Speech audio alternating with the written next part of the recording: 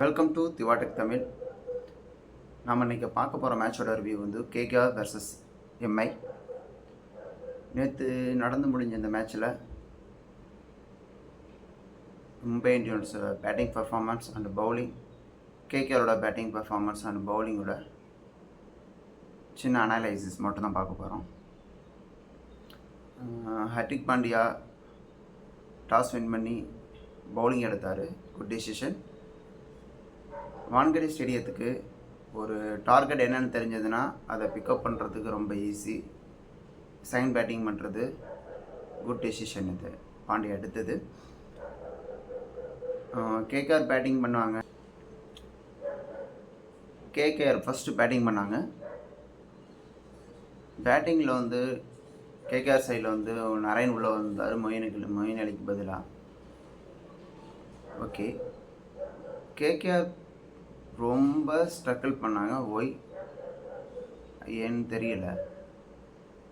நம்ம ஒரே ஒரு ரீசன் மட்டும் சொல்லலாம். என்னென்னா, ஃபஸ்ட்டு 6 ஓவர் ஒரு 10 ஓவர் ஒரு பார்ட்னர்ஷிப் பில்டு பண்ணி அந்த மேட்சை கொண்டு போகணும். ஓகேங்களா? மும்பை இந்தியன்ஸ் பிச் எப்போதுமே ஃபஸ்ட்டு 6 or 10 ஓவரில் பால் வந்து பயங்கரமாக ஸ்விங் ஆகும் ரெண்டு சைடும். ஓகேங்களா? அதை பக்காவாக ஹேண்டில் பண்ணி பார்ட்னர்ஷிப் பில்டு பண்ணி கொண்டு போகணும். ஓகே, ஒரு 6 ஓவருக்கு 30 ரன்ஸ், ஒரு 40 ரன்ஸ், 9 ஓவர் ஒரு 70 ரன்ஸ், 75 ரன்ஸ், அந்த ரேஞ்சு கொண்டு போனாலே ஓகே. மீதம் உள்ள 10 ஓவருக்கு நம்ம மேட்சே மாற்றிடலாம். ஓகேங்களா? 190, 180 இது மாதிரி தான் இதுக்கு முன்னாடி உள்ள மேட்ச் நடந்திருக்கு.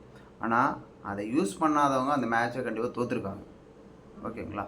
ஏன்னா ரெண்டு பங்கும் ஸ்விங் ஆகும், பவுலிங்கு ரொம்ப ஹெல்ப்ஃபுல்லாக இருக்கும். நம்ம வான்கடே பிச் எப்போதுமே விளாட்ற எல்லா பிளேயருக்கும் யூஸ்ஃபுல்லாக இருக்கும். அதை யார் கரெக்டாக யூஸ் பண்ணுறாங்களோ அவங்க பெனிஃபிட் ஆவாங்க. அது மாதிரி தான் நேற்று மேட்ச் நடந்தது. ஓகே, பவுலிங் ரெண்டு பக்கம் ஸ்விங் ஆகுது. கண்ணா பின்னான்னு சுற்றிக்கிட்டே இருந்தால் பேட்டிங் அது எப்படி சரியாக இருக்கும்? அப்படியே சுற்றிக்கிட்டே இருந்தால் வரவங்க எல்லாம் தூக்கி அடித்து இன்டர்ன் காமிக்கிறேன் அப்படின்னு சொல்லிட்டு எல்லாமே தூக்கி அடித்து கேட்ச் ஆனாங்க.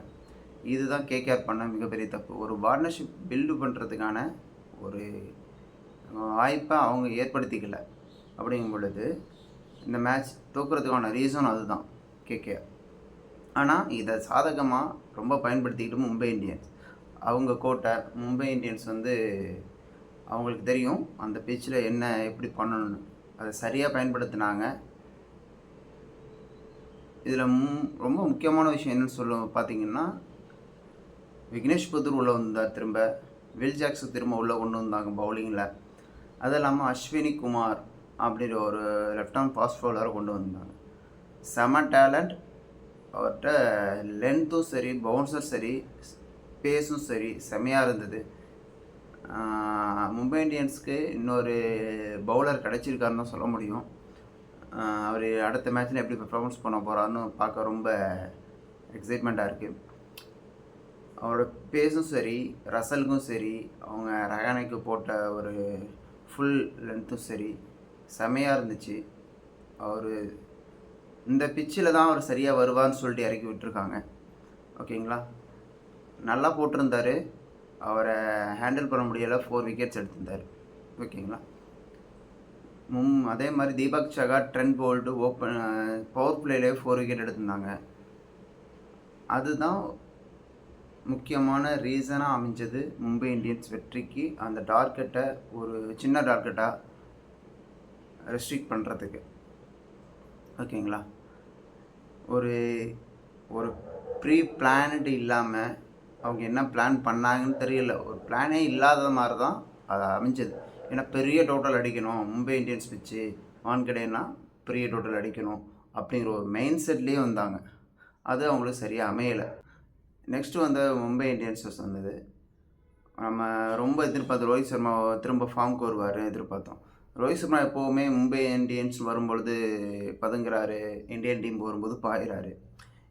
இந்த மேட்ச்சில் அது ரோஹித் சர்மா ஃபார்முக்கு வருவார் எதிர்பார்த்தோம். பட் அவர் அதே யூஷுவல் நான் இன்டென்ட் தான் காமிக்க போகிறேன் அப்படின்னு சொல்லிட்டு அவுட் ஆனார்.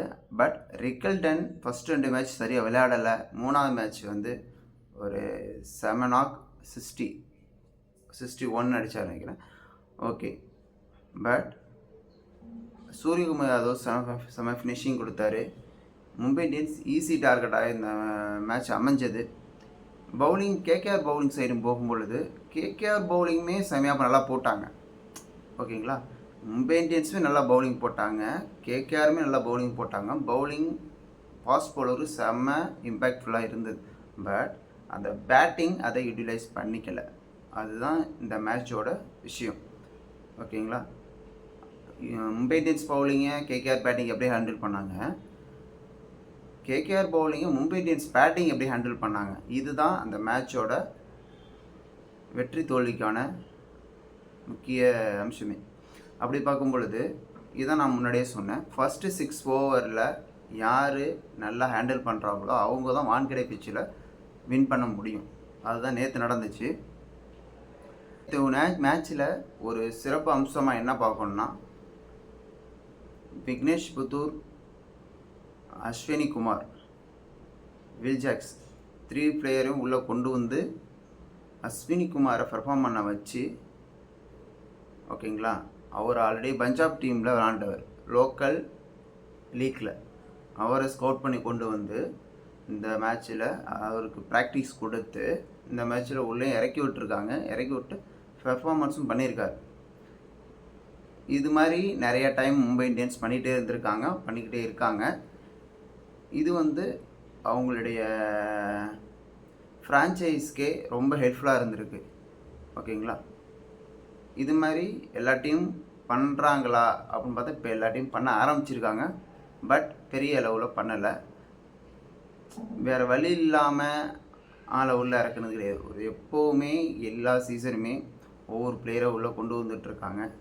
ஓகேங்களா, இளம் பிளேயர்ஸை ட்ரெயின் பண்ணி உள்ளே இறக்குறாங்க, ஸ்குவாடுக்குள்ளே உள்ளே கொண்டு வராங்க. அதுதான் அதில் பெரிய விஷயம். ஓகே, நம்ம இந்த மேட்சோட ரிவ்யூ பார்த்தோம். வான்கடே பிச்சுனா இப்படி தான் இருக்கும் அப்படின்னு கொல்கத்தாவுக்கு ஆல்ரெடி தெரியும்.